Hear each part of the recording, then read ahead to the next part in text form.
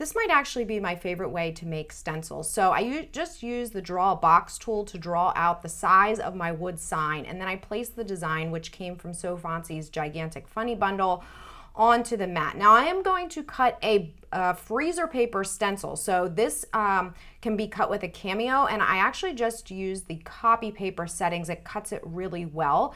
I love making freezer paper stencils because they're one time, they're cheap, they adhere really well. So once the board was painted, I actually am going to paint onto a piece of burlap. So then I just use some Mod Podge to adhere the burlap directly to the wood sign. And then all I'm going to do after that is use this freezer paper stencil on top of that. So what you're going to do for that is take an iron or an Cricut Easy Press and just press on your freezer paper stencil. Now, when you pull it off of the cutting mat, you are going to lose those little inner pieces, but this stuff is really forgiving as far as positioning, so you can see how it just applies really easily with heat. Now, you do want to make sure that the parts that you're going to paint are adhered well so you don't get any bleeding and you do get some crisp lines.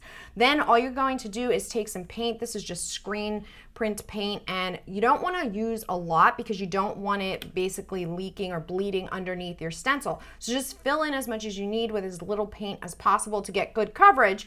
And then when you're done painting, you can pull off the stencil and it's just a throwaway. So really a great way to make stencils with freezer paper. I find I get really crisp lines. Those little spots that have left behind, you can just use your fingers or some tweezers to remove. Again, this one is from So Fancy's Gigantic Bundle, so head over and grab that cute sign for the bathroom, and you can see how great freezer paper stencils work with such crisp lines, even on something like burlap.